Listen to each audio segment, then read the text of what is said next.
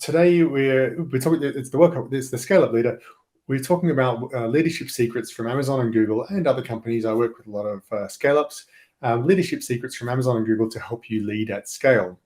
Now, what do I mean by leadership? Leadership is not just for managers and CEOs and C-suite and VPs and executives and so on. It's for anyone who wants to create change in an organization or whose job is about creating change in an organization. So you may be formally a leader.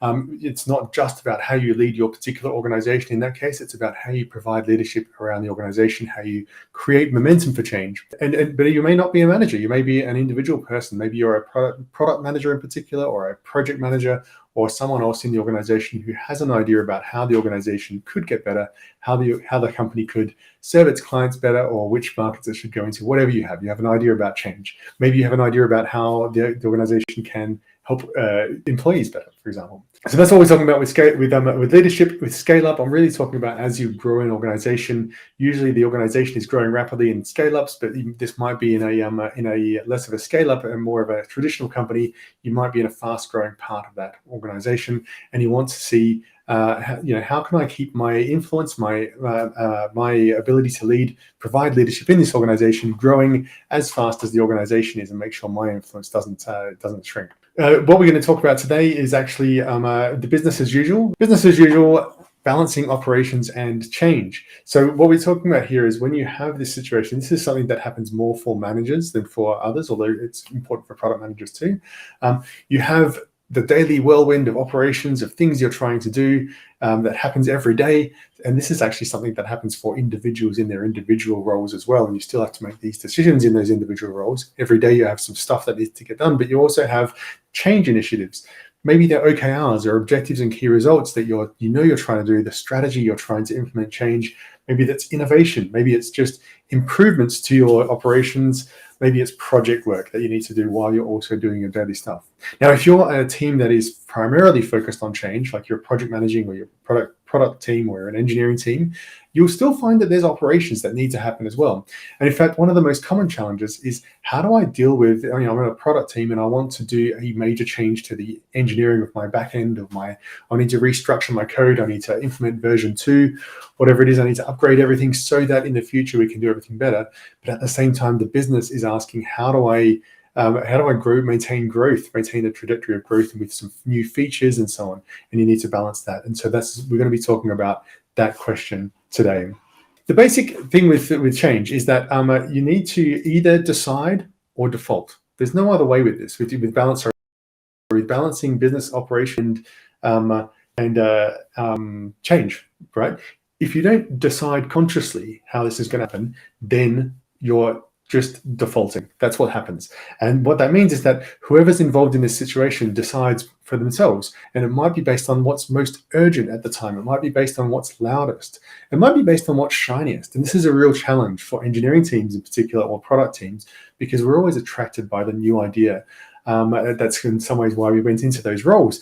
And we're attracted by the shiniest new idea. And how do I make sure that I'm putting the right level of energy into the operations and the daily sort of grind of getting things done and that regular business growth? How do I make sure I'm getting business growth? So that's what you don't want to do. You don't want to let that happen. If you do make that happen, you'll start to see problems occurring. And what you want to do is make sure that you're aware of those problems as early as you can. Like if this is what you're currently doing, you're currently defaulting, make sure you're being aware of those problems as early as you can. And we will talk about how to do that. The basic framework is decide, drive, and review. Now, if you're in a situation where it's all got a bit out of control, or you don't know what's going on, you don't know whether you're putting the right amount of energy into this or not yet, you need to start with the review, right? If you don't know how much people are spending on this, start with the review part of this. Now, this is not going to be a set of phases, but we will talk about how to do each of these things in the rest of this little presentation. By the way, the plan for this is to have a 10-minute presentation and then go and answer some questions, some Q&A. So ask any questions in the comments as we're going. If you have questions, and we'll address them. If I don't get to address them, or if you're watching this on a replay, we'll answer those questions in future editions. Okay, so decide, drive, and review. Now, one of the things that you want to do with this is figure out how to decide, right? How do I decide how much to split? Do I put all of my energy into operations and none into into change and innovation, or do I put all my energy into innovation and none into operations? Where do I find that balance? So I'm going to talk about that briefly. The thing that I would recommend as a general principle is to start with your customer. Now, your customer maybe the customer is an internal customer, maybe the external customer, but start with the customer. But especially in external customers, even if you have an internal customer, also think about the impact on the external customer. Now, why are we doing this? The reason we're doing this is because the reason we exist as an organization, whatever our organization is, whether it's serving internal customers or serving external customers directly, is to solve problems for customers, right? That's why we're there. That's how the bills get paid. That's the raison d'etre of the business, right? And if you're in product or innovation or entrepreneurship, and you've built something successful, you'll know how important customers really are. When you're trying to do something to meet customers' needs, the important thing is to understand. It's not just about paying attention to customers and starting with the customer. It's about understanding how customers make decisions and what their priorities are, right? And again, internal or external customers, what really are their priorities? If you think about this, you've got some sort of operations. You're solving problems. Maybe you're an operations team and you have your customer service tickets to close. What is the thing that matters for customers most? Is it that they get a fast response? Is that more important than they get an absolute solution at the end? Is it maybe the customer is what they're wanting is something that's super simple? They want complete hand holding, and they need to be held their hand all the way through that. Maybe they're willing to understand that these problems that they're raising to customer service are hard, and they're happy to wait for 3 or 4 days as long as they get the right solution in the end. But different kinds of businesses and different teams will have different emphases on different parts of this. So you need to start from your customer understanding what is really important to your customer and how do you measure that. Now, one of the other reasons we do this is because, as Eric Schmidt used to say, more revenue solves all known problems, right? And if you're starting from the customer and you're thinking about customers first, if you're an operations team or an engineering team or product team, the things that you do that prioritize the result for customers are the things that will end up generating more revenue. And as you have more revenue, you get growth. And as you have more growth, you get more resources. And then that can solve all of the other problems, because as you add more resources, you can improve your service, you can improve your change. Now, whether that's focusing on the operation part or the change part, focus on the thing that's going to generate the most behavior change in customers that drives more revenue, right? Now, in a sense, some of us, certainly in some of my background, we've had this tension between business and sales and customer service and how we're serving customers. The thing is that actually customer behavior in terms of how they're spending money is a really good proxy for understanding how well you're serving customers, right? Because customers don't spend money unless they're getting benefits. So start with the customer. More revenue solves all known problems. When you're thinking about operations and change, managing those two things, the thing to think about in however this is going, usually the ROI, the return on investment, has a different shape for each of these things. So operations, for example, has a return on investment curve that looks a little bit like this. If you're doing operations of any sort, whatever that is, and that might be in a product team, your operations might be running the deployment process or writing release notes or whatever you think is a part of an operation thing or a business as usual thing, even logging your expense reports, right? It's kind of a daily operations. It's business as usual. It's not your core job. It's not the changes, not innovation that you're doing. If your operations, this is closing tickets and doing all that sort of stuff. This kind of work has this this return on investment curve that looks a little bit like this. It looks a little bit like this. And what you're seeing is that as you put some effort into this, you get a lot of return. So as you start doing it, you start to get benefits. Now, you can argue that this curve is more of a sort of S curve or whatever it is. But my point here really is that eventually it becomes diminishing returns. If you're closing tickets very, very well and you're making people 95% happy, that last 5% to make them 100% happy is very costly. It takes a huge amount of effort and energy. So your return on investment decreases. In fact, depending on what these axes represent, you could argue it goes down as you start to get this diminishing returns at the end. But my point here is that there's a point at which operations, whatever you're doing, turns into something that it's not necessarily worth putting more effort in. And one of the big challenges here is figuring out where that is. So one way you can do this is to understand the service level. Like, what's the goal that you're trying to get to? where is it that customers are going to be happy, right, about this? Now, if you're an internal team, you're making your internal stakeholders happy. If you're making your external stakeholders happy, your customers happy, where is it that they're going to be kind of happy with, or what are you trying to achieve? In some cases, delighting your customers is the goal, and you need to exceed their expectations, and it is worth putting a whole lot of effort into this. It is worth over-investing to delight the customers. In other cases, 90% is good enough. In some cases, 60% is good enough. And it really depends on what it is that you're doing and how that works, to understand what you're trying to achieve here. So you need to understand what you're trying to achieve, how you're measuring that, what does good look like, what is the right level of good. And then the second thing you want to try and do with this is minimize the costs. So you don't want to overinvest. Overinvesting in this, especially when you have diminishing returns, if 95% is actually good enough to meet the goals you have, and it is good enough to get the customer excited, overinvesting isn't always going to be the right thing to do. It depends on your strategy, but as a rule, overinvesting isn't the right thing to do, and you should be trying to minimize costs. Part of the reason for that is so that you can invest in change and in improving particularly your efficiency, but improving other things. Now, as an operations team, how do you do this? You really want to be driving this behavior in a weekly business review. So you're spending time in some sort of weekly business review that is reviewing the KPIs on a regular basis. Now, that feels excessive because in some sense you're spending time like looking at the numbers, like how are we doing in terms of like ticket closing time, and how are we doing on customer satisfaction, how are we doing, which types of tickets came in, and all that sort of stuff, how many people, how many tickets per person, and all of that. And it does feel like it's a bit much sometimes, but the act of driving that through a regular meeting is how that decision gets made, and how you make sure that the results are going well, how you make sure that people are paying the right attention. As you're doing this, you're looking at these numbers, and you want to look at this and understand the KPIs, the key performance indicators, or the goals that you're trying to get to. Where are we trying to get to? What's missing here? And you want to prioritize changes, things that you want to do that are going to benefit these KPIs. Because if you're not putting some effort into change, then your KPIs are never going to get better, and in fact they're most likely going to deteriorate. So you need to invest something in that, and that's where that balance of like understanding where your goal is really matters. A great tool, by the way, when you have a situation that's gone wrong, when you have operations that something went wrong here, is to invest in a 5 whys process. And that's actually a change, because what you're doing is you're looking at investigating the operations of the machine and understanding what happened, and coming up with ideas about how to change what's going on there. Now, and the last thing to be aware, just be aware of diminishing returns here. As I say, if your goal is to get to 90% or 95% or whatever, don't go beyond that.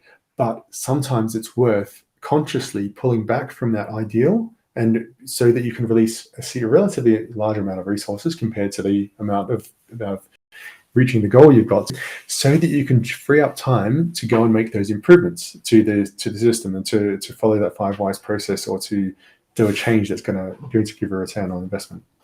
Now, I want to talk about how change ROI works, change return on investment. When you have a change that you're trying to do here, it tends to have this kind of shape, right? And what's going on here is that you've got a change. If you're trying to put some energy into change, just a little bit, not much happens. You kind of need to put a bit more in until you can get the change to work, until you get some benefit from this change. You need to put the energy in, you need to have some headspace, or whatever it is. But at some point in time, you start to get good returns. Now, the challenge with this is that there is a maximum. There's often a maximum. At some point in time, people just can only handle a certain amount of change. Again, you can argue that this peters off like a diminishing returns, but I thought I'd put it like this because there's a certain capacity that organizations have for change generally, and often this is about resources, but often it's also about the ability for people to adapt to change. The second thing to think about here is that what you're trying to do is not maximize the amount of change or maximize the return on investment from change, but maximize the combined ROI. So you've got these two things going on in your organization. Even if you're a change-oriented team, you're a change team, and you're focused on changes like product managing and things like that, even if you're there, you still need to put some effort into keeping the system going. So supposing you're an engineering team and you're building the new product, you also need to invest some time in the operations of making sure the deployment works well, fixing bugs and things like that. And if you don't do that, you end up with a significant problem, because your operations ROI curve looks like this, and you need to invest some just to get it up that curve a bit. But it's relatively short, and most of your time needs to be spent up here on the change curve. But if you overdo this and you spend all the time there, you spend no time on your operations, you're failing, right? So we've had this talk about how to make these decisions. I want to talk about change teams and how change teams work as well. Change teams, one of the ways to think about this, and this is something that happens in an engineering team frequently enough, especially when they're like, well, we want to rebuild the whole system and make a big change. We want to work on the new product. The new product's the most strategic thing we have, and so on. And the business at the same time is saying, yeah, but we need to maintain our existing product and get some growth out of that, because otherwise we did get no revenue growth. These are some questions that really help change teams to prioritize. One of the things you can do is ask them, ask yourself, how do I get 80% of the value for 20% of the effort? In almost everything we do, there's some sort of Pareto principle at work. Asking that question doesn't always get you the answer to that question, but at least gets you thinking through that thought process of where are the big chunks? What are the things that are going to make a massive difference to my work, to the benefit that I'm getting? Because what you're doing here is you're trying to find ways to release some level of resources to make sure you're investing in your operations. What would we drop if we had half the resources? Let's supposing half the people are out. Maybe we had a financial crisis of some description. Maybe people walked out and quit. Maybe they were sick with COVID, whatever it is. What would we drop if we had half the resources? What would we actually do if we were half the size? Because if you can't answer that question, it's a very you ask why can't you answer that question? Why don't we understand enough about our product to understand how to answer that question? Because it's something that can happen. So you need to be able to do it. And what would we drop if we had half the resources? Because whatever that is that we will drop, that's probably the Pareto principle at work. Alternatively, to get people thinking, you can think, what would we double down on if we had twice the resources? If we had twice as much, where would we put more effort into? Because in some ways, when you figure out the answer to those three questions, you then figure out where the benefit really is, and hence which things you can drop without causing too much pain. Finally, the thing that you can do after that is stack rank all the components, all the pieces of work, and then draw a line under, say, 80% of it. And that means that you've then been able to figure out how to release some resources for operations. Now, one thing you can do, the other thing, so that's this is really about how to free up a change-related team, like a project team, product team, engineering team, and make sure they're putting some effort into operations and into regular day-to-day business growth. And that, by the way, business growth may well be putting effort into features on a product that they're also trying to replace, right? So we're trying to replace the product, but we also need to put some features in there to maintain current growth with current customers. The thing that I think, so that's basically how to pull some of that out. But while you're doing that, you need to understand, what change am I actually making? Why am I doing the things that I'm doing? Why am I putting the effort into this? And the way to do this is to think about I would use OKRs. If you drive change with OKRs, you're focusing in on the benefits that I'm trying to create. What's the priorities? You're setting direction, you're defining success and empowering teams, and you're setting them the challenge of, how do I get this particular result? Not doing everything, not making everything optimal, but this particular result with a minimal effort, so that we can put some time into operations. Likewise, with an operational team, you can use this same approach here. You have that daily or weekly business review that you're sort of going through. By the way, if you have a team that is very, very fast moving and has lots of things going on, you may want to make it daily. If it's incredibly slow moving, with slow moving changes in the operations, you might even make it monthly. I generally recommend weekly. But you can then say, okay, here, let's do our weekly business review. And out of this understanding of our regular operations comes the set of priorities that we want to drive through change with OKRs. And we want to drive that through the organization and say, these are the things we also want to do. Now, the reason I talk about these two things is because realistically, the big decision here is really about, how do I balance, is about balancing business as usual and change. The only way that happens, if we're not talking about, as we said at the start, if you're not defaulting, you want to decide, drive, and review. You're doing this decision. The way you drive that as a leader is through those meetings. You're having those conversations with people, getting their attention on that weekly business review, getting their attention on these KPIs, and having them think through, how do I optimize this given the resources that we have?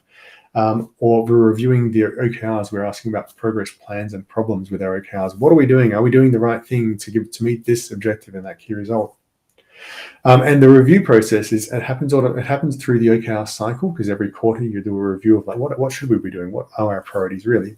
With the OKR, with the daily or the weekly business review, that business review causes some of that review on a really regular basis, and you're always reviewing what are we trying to achieve. That's the end of that. I did want to show one more slide here, which is basically a hack for when you really can't control it, when people it's going too far one way or the other. There's a hack to this, which is basically or you can't decide, to do the resource allocation first. Allocate 20% of resources to operations, and it'll keep the lights on, right? And that sort of ring fences that away from everything else. So when you're planning your OKRs, if you're a change team, you've only got 80% and you make the best solution with that. Alternatively, if you're an operations heavy team, you want to say maybe we do 95% of people on operations work, and 5% of our team, 5% of our time or effort is ring fenced for improving the operation. Even if it would be great to put that in there, and so we can hit our goal, we're going to ring fence that so that we can then improve our situation in the future. And if you make this resource allocation first, and set the challenge to make the best solution with the available resources, it's a really interesting way of pulling back from the mire, or getting it, when you're stuck in that sort of like default situation of people following the shiny thing, or the most urgent or loudest thing, and forcing people through that process of focus on the things that matter, the operations, the regular day-to-day, or the changes, the strategic changes you really wanted to make. It's a great method. It's a great method to start with that if you're stuck with everything else. So we're going to have time for some Q&A. As I said, please feel free to drop any questions in the comments below. We'll get to them next time. If we don't get to this time, if you're watching this on a replay, or if you're watching this in a clip, drop the questions there, and I'll put them into a future one.